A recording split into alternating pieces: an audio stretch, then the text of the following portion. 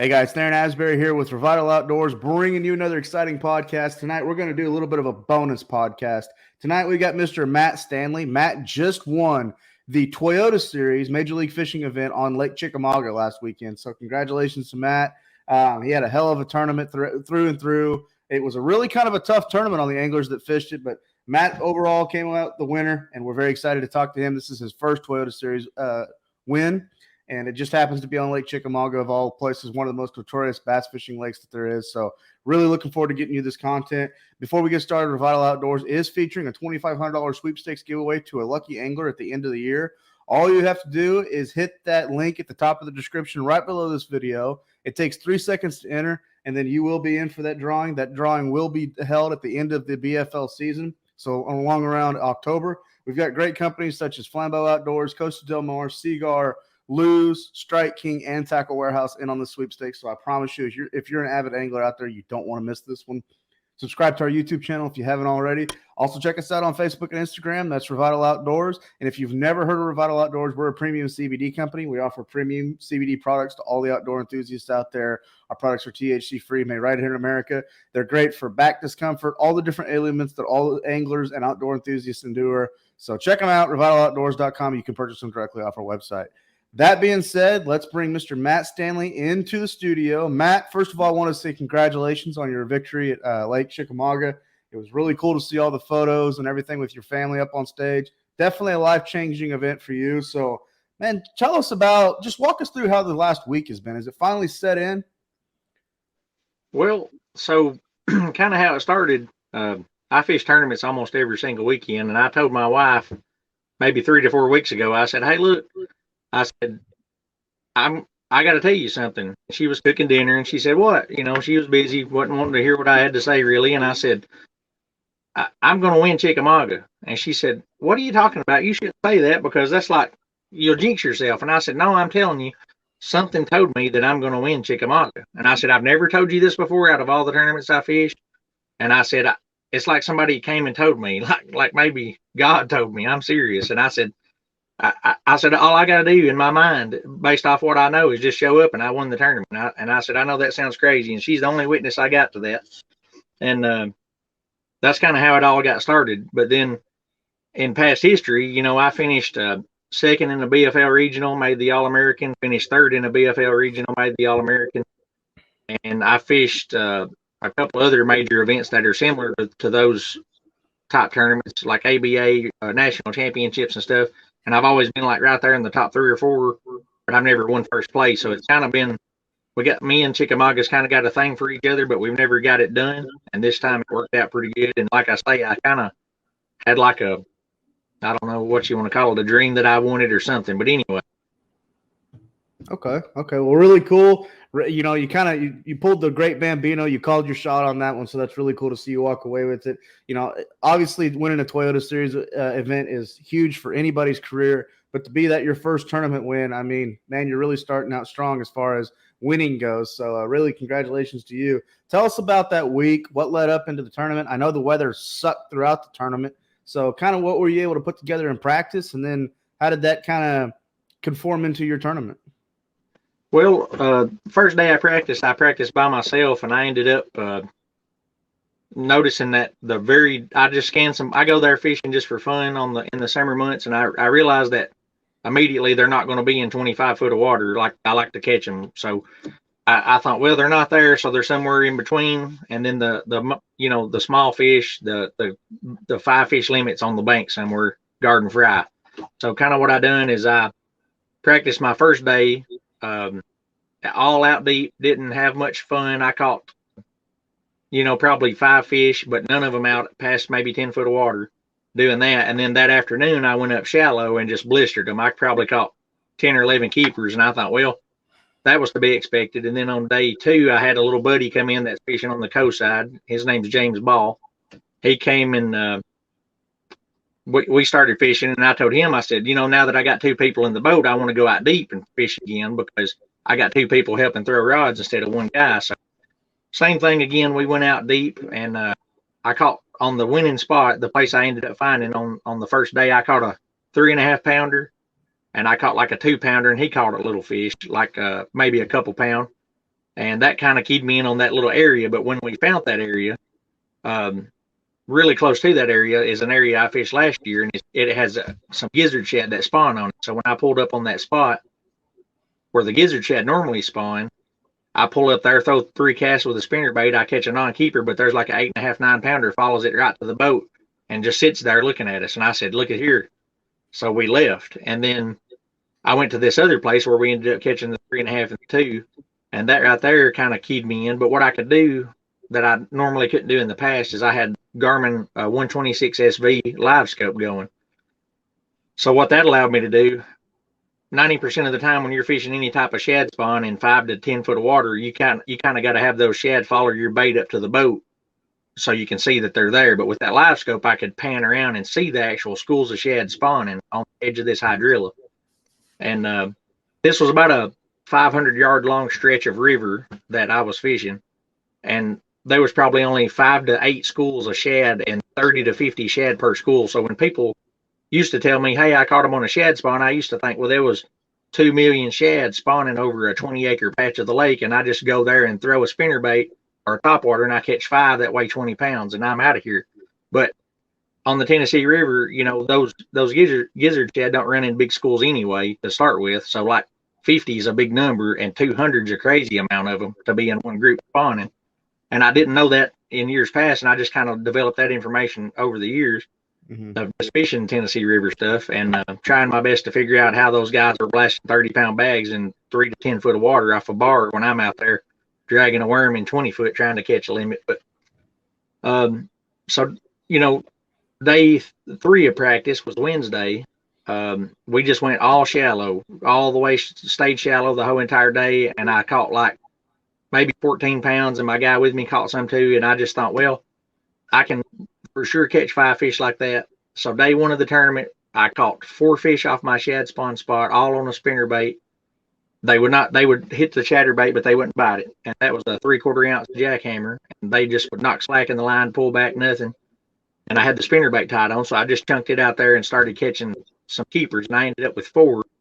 So then I run upriver just a little past Dayton, and I caught my 5th one. And when I caught my 5th one, I turned the boat around immediately. I threw 4 casts, maybe 4 casts, and I turned the boat around and immediately run down the river past Chester Frost toward the dam. And I started fishing deep all day long because I thought, well, I've got 5. They can't take that from me, so I'm going to try to catch 1, maybe 2 more fish, and I hope I catch a 4 or 5 pounder, maybe even a bigger one. Well, I got trying to win it on day 1, you know. Well, that don't work. I didn't catch a fish, so I went back shallow with 30 minutes to go that day, and I caught a 4 pounder flipping. And a place I hadn't practiced or anything, I just would be garden and fry. That's kind of how that day 1 worked out, and I ended up with 12 pounds and something, dug myself a pretty big hole in 69th place. And then on day 2, I go right back to my shad spawn spot. And when I get there, there was nobody there on day 1, nobody there on day 2. Well, one of the local guys that's from Chickamauga pulled in probably 300 yards down from me. And I'm just fishing up and down this bar where the shad are spawning at. And this guy is fishing shallower than I am. I'm fishing out there about 8 to 12 foot. And this guy's fishing 3 to 6 foot. And when he pulls in, he just starts catching, like he's weighing them. And he's culling, his co-angler's catching them. And I'm thinking, well, that ain't cool. So I got up there close enough to talk to him. And like I say, pretty much done fished there a couple of hours on day 1. It's already an hour and a half in on day 2 when he arrives and he starts blasting on them. And I'm thinking, man, I kind of suck. I kind of wish, why didn't I catch them like that? Why ain't I been catching them like that? I've been fishing on the outskirts edge of them. And so I talked to him, and he goes, hey, man, if you don't mind, when you drift down, don't drift down right through here. And I was like, well, I got waypoints, and I've drifted through here yesterday, and I didn't have any company, but it was cool. It's the Tennessee River, and there's going to be company. So when that happened, I had 3 fish, and I started the boat, and I ran way up the river beyond Dayton, and I went to my fry garters, what I call them, and I ended up catching the 16 pounds, 15 ounces. I weighed in 1 from the shad spawn, and I called everything else I had. I ended up catching a 5 pounder on a weightless Gary Yamamoto senko. I skipped it underneath a tree, and I seen him. I was throwing a bubble gum color, not because I thought they like that color better or whatever. I believe anytime those fish are garden fry, they'll bite a sheep if you throw it in there near them. If you surprise them, they'll bite. So I was throwing the bubblegum color so I could see the fish they would eat. And so that when I caught the 5-pounder, like 3 casts before, I had already caught 10 fish and my FG knot unraveled. And when I made the cast and it just come apart, and I told my co-angler, I said, I've never seen that happen before. And he said, yeah, me neither. And I said, this is pretty crazy. But I got down to the bottom of the boat, retied one. I get up there, and 3 casts later, I skip underneath a tree, and I see something eat my worm. I don't know if it's 10 inches or 10 pounds. And I just hold my line tight and let it swim out from the branches, and I set the hook. And it was a 5-pounder, and I didn't catch one over 3.5 in practice. So I was pretty astonished by the size of that one. Wow. And then that led to, the day 3. I go back out to the Shad's Pond. Of course, when I'm at weigh-in, I'm looking for this guy that, like I say, he did not cut me off or anything like that, but I'm looking to see where this cat was to see what kind of bag he had. And sure enough, I get in there and he had 19 pounds even, but he zeroed day 1. And I thought, man alive, I'm going to be out there tomorrow because I'm in 13th place and I'm out there by myself.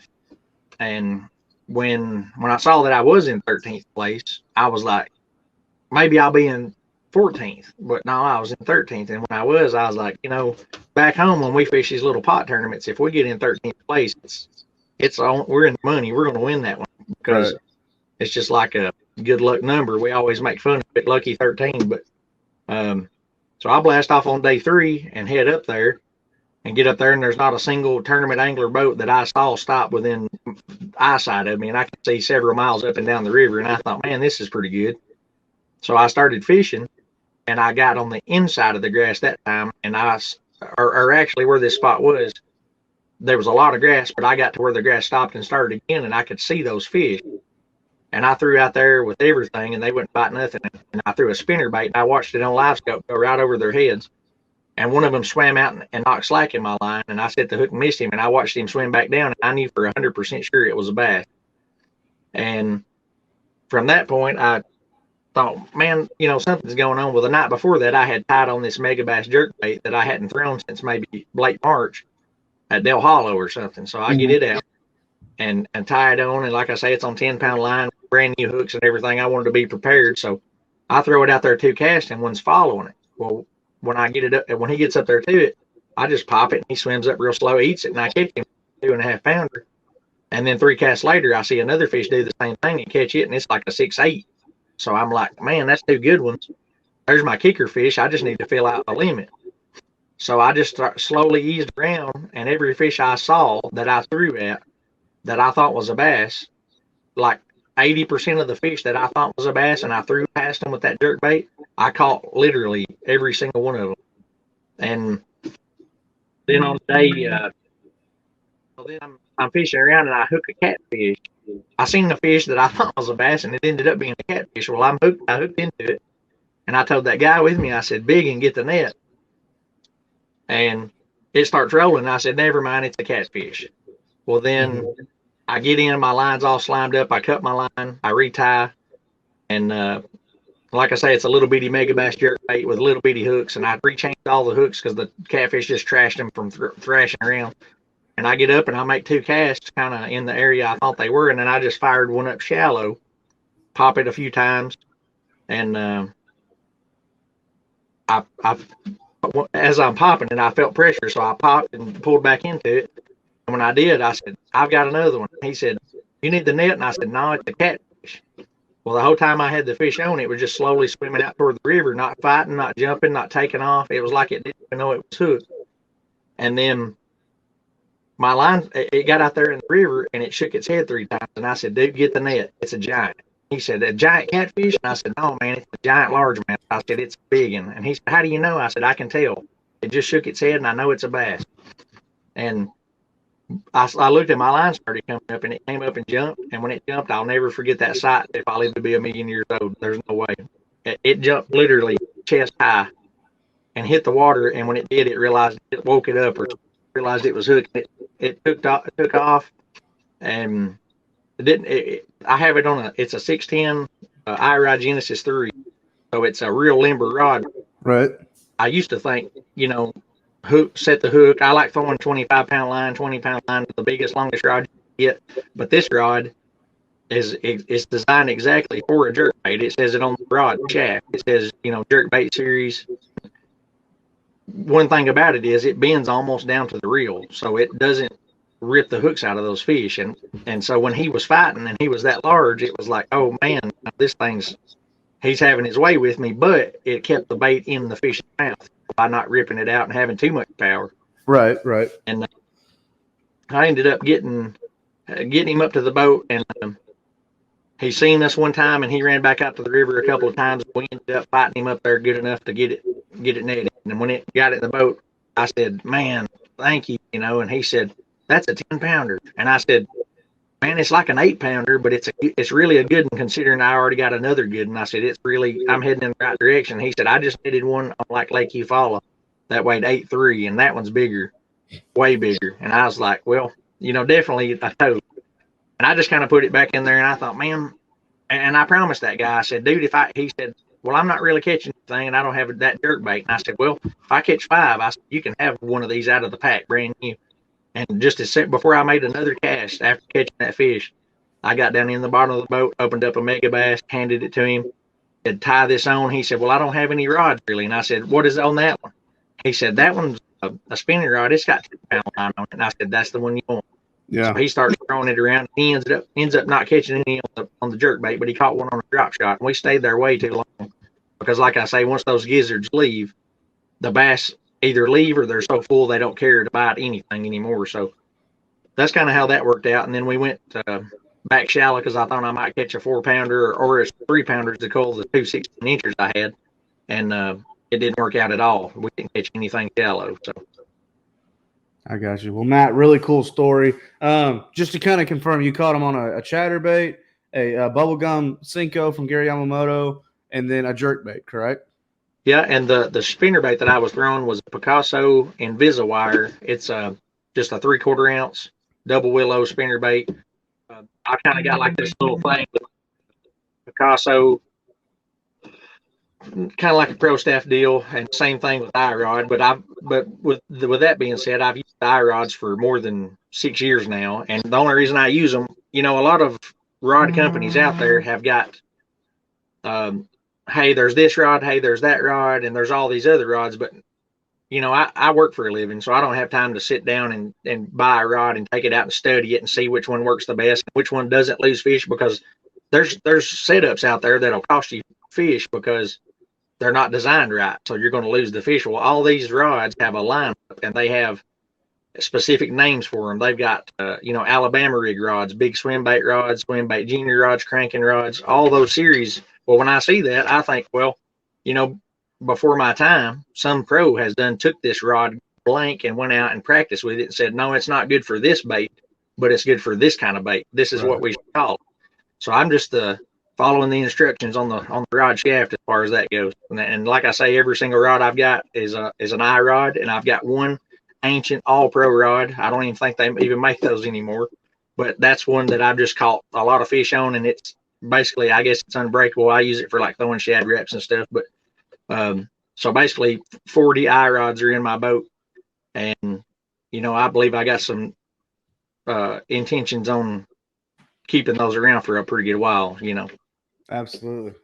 So, well, Matt, thank you again for sharing your story with us. You walked us completely through practice and the whole tournament, and it's really cool to see how you can replay that. And I know that that's going to be something you never forget. It seems like you were just fishing yesterday, and it's been a week. So, again, congratulations to you. I know, looking at your Facebook and your social media platforms, you got a lot of great family, great people that support you around the area that you live. Anybody you'd like to give a shout out to that helped you get to where you are today and ultimately helped you walk away with this win? Well, when I was 4 years old, it's kind of bittersweet. They asked me what did I want for my birthday, and I told them I wanted to go fishing. Well, there's only one problem. My birthday is on January the 2nd, so it's freezing cold outside. Yeah. So my parents, I got to thank them just as much as anybody, and that's on this earth, and they took me fishing on my birthday when I was 4 years old, and I caught a birthday fish. Well, I'm 36 now, and I've been on my birthday every single year, and I've caught a birthday fish, knock on wood, every single year. So that's what I do on my birthday. I don't care if it's raining, snowing, if the lake froze over, I'll drill a hole in it. Do what we got to do. We're going fishing as long as I'm able to. And I got to thank my parents for taking me and just having the energy to take me, having 4 kids, and I was the youngest. So got to thank them, and then the Lord too, because I'm telling you, I think all the things that happened during the course of the week and seeing, I mean, I've been trying to live better for sure. I've only missed one Sunday this year at church, so I've been trying to behave. I still got a dirty mouth for sure, but that comes along with construction, I guess. I'm working on that too. But we got to thank him, and then my wife and kids. Because when I'm gone, my kids are like apes, and when I get home, she's like, "Oh, I'm glad you're back." So that my and all my family and friends, I got lots of friends out there, and like I say, Matt Neiman over at iRod, he takes care of me. I got a little deal going with Seagar. Seagar line's the only line that I use except for Power Pro, and those 2 lines right there are the only 2 that I think you need. And as far as like actual sponsors and stuff, I don't have anybody. I didn't have a Phoenix. I had a Nitro, so I got a little extra money out of that deal. But in all honesty, I'm kind of green feeling that I didn't have a Phoenix, and I'm probably within a week of getting one ordered or something. I don't know if I want to order one now or wait till the newer model comes out this fall. But right. Yep. Well, I'll go to say, for a guy that's wanting in the market to buy in a bass boat, I'm sure that there's a lot of pros out here fixing to clap. For all the guys out there looking to buy a brand new boat, long about September, October, there's going to be a lot of pros out there that are with the pro staffs with, Phoenix and all the other great boat companies. Buy one off them because they're completely rigged out. You're going to save a lot of money on electronics and rigging it and everything. I know it's not the brand new boat, but the majority of those guys really do take care of their boats. They put new top ends on the motors and put new carpet in them before, they sell them. So definitely that's a route to look into, is getting it off a pro, because it's completely rigged out. You're going to get all the gizmos and gadgets on it. And, but that being said, that's a long time to wait sometimes for a guy that, is ready to make that next step up. So for sure. Well, Matt, really appreciate you coming on our podcast. A lot of great information about Lake Chickamauga and your win on the Toyota Series. So thank you for joining us, and we hope to see you again soon, because that usually means really good things. Yeah, I hope you got me on here every weekend. That'd be awesome. Before we let you go, what else are you fishing this year? And what's your goals throughout the rest of the year? So that win in your end thing, that got me to the Gunnersville tournament, the Toyota Championship. And I was really honestly planning on being deer hunting in Illinois by November. But with that being said, I like Gunnersville. I like to catch them down there pretty good. I do decent there in the fall whenever I've had to fish it. But I'm fishing the Mountain Division, BFL, the Music City Division, BFL. And the bad part about that is they're posed to go to the same event for the regional. Normally, I try to go to 2 regional, try to make the All-American 2 different ways. But this year, they're both going to Pickwick, which is fine.